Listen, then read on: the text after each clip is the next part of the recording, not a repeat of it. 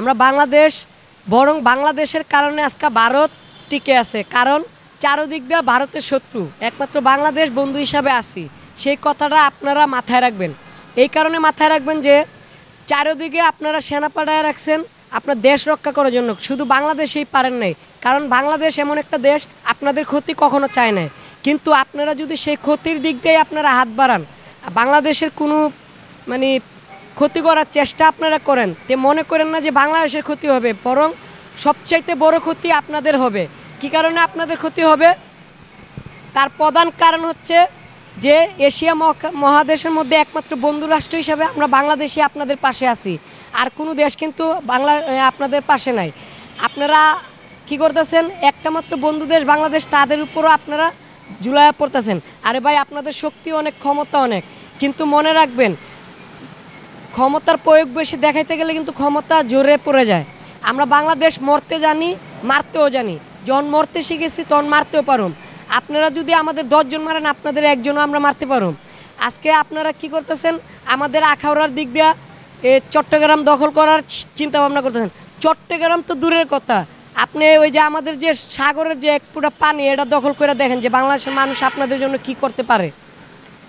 আজকে যদি শত্রুতা বাড়াইতে চান, আজকে তো পাকিস্তানরে আমরা বুকে জড়ায় নিছি, কাল চীনরে জড়ায় নেব, তখন কিন্তু আপনাদের দেশেই খণ্ডবিণ্ড হয়ে যাব। তাই সাবধান করে দিতেছি, যুদ্ধে জড়ায়েন না, তর্কে জড়ায়েন না, ক্ষমতার অপব্যবহার করেন না। ইউক্রেনের মতো একটা দেশ রাশিয়ার সাথে আজকে মোকাবেলা করতেছে। ইউক্রেনের ইচ্ছা করলে রাশিয়া কিন্তু 10 মিনিটে শেষ করে দিতে পারে, কিন্তু পারতেছে না। আপনারা দুজন এটা ভাবেন যে 5 মিনিটে আপনারা আমাদেরকে দেশ শেষ করে দিবেন, এটা অসম্ভব। আপনারা পারলে গায়ে পড়া লাইগা দেখেন আমরা কি করতে পারি।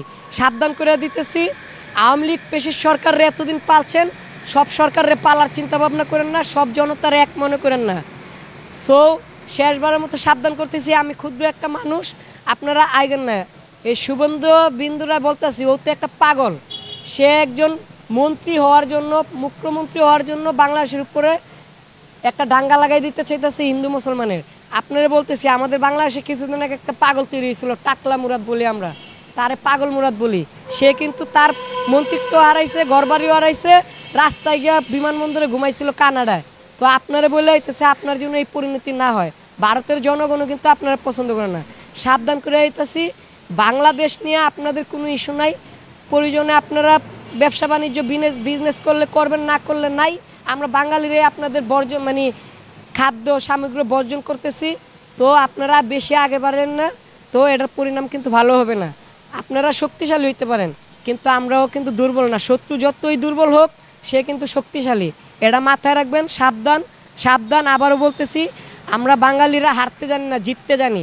আপনারা যত শক্তি থাক, বিজয় শেষ পর্যন্ত কিন্তু আমাদের বাংলাদেশেরই হবে। তো আবারও সাবধান করতেছি, বাংলাদেশের ইস্যু নিয়ে এমন কোনো অপব্যবহার করবেন না, এমন কোনো অপচার করবেন না আপনাদের মিডিয়ার মাধ্যমে, যেন বাংলাদেশের একটা হিন্দু মুসলমানের দাঙ্গা লাগে। ভারত হচ্ছে একটা এমন একটা বিশ্রী দেশ, যে দেশের সাথে এশিয়া মহাদেশের কোনো দেশের সম্পর্ক নাই। নেপালের মতো একটা দেশও ভারত